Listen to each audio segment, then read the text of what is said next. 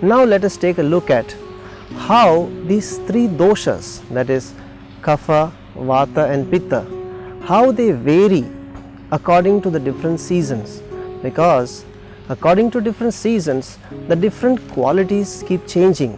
For example, some seasons may be a little more wet, some seasons may be more dry, some seasons may be more hot, some seasons may be cold. So according to these changes, the particular effect on a dosha, either Vata, Kapha or Pitta, keeps changing. So that's what we'll see now. According to these changes, these effects from the doshas, our body also develops certain kind of imbalances, and that is the fundamental principle based on which we regulate the seasonal routines so that we can prevent these kinds of imbalances happening in the body. Before we see the seasons one by one, I would like to explain to you how in general these doshas keep fluctuating with the coming and going of the seasons. Let us begin with the early winter. Now during the winter season, the kapha in the body begins to solidify. So in the late winter, there is solidification of the kapha in the body. The kapha is freezing and it becomes hard and solid. And then at the end of the late winter comes the spring season. The sun comes out. As the sun begins to shine, the kapha which has solidified begins to gradually melt, and it melts and begins to flow out. So the spring season generally sees an increase of kapha.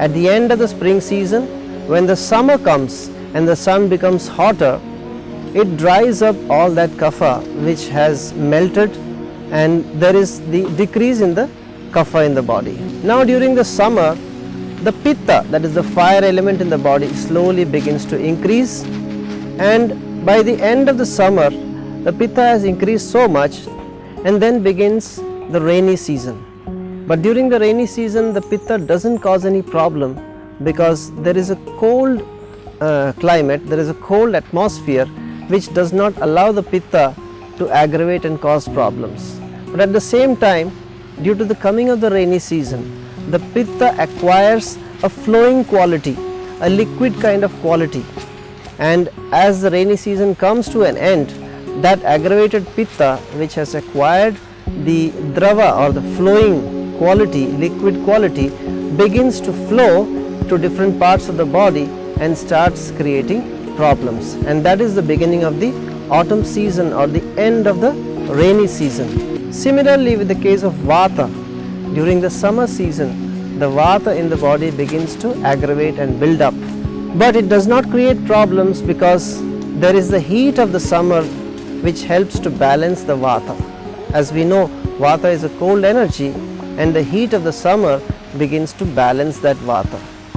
But with the end of the summer comes the rainy season, and in the rainy season the vata which had increased in combination with the cold begins to aggravate, and at the end of the rainy season, which is the autumn season, there is the dryness also, which additionally adds to aggravating the vata and creates a very high vata imbalance, or there is a tendency to create a vata imbalance. So this is how these three doshas, one after the other, slowly increases, aggravates, creates problems and gets pacified in this particular cyclic manner in each of the seasons.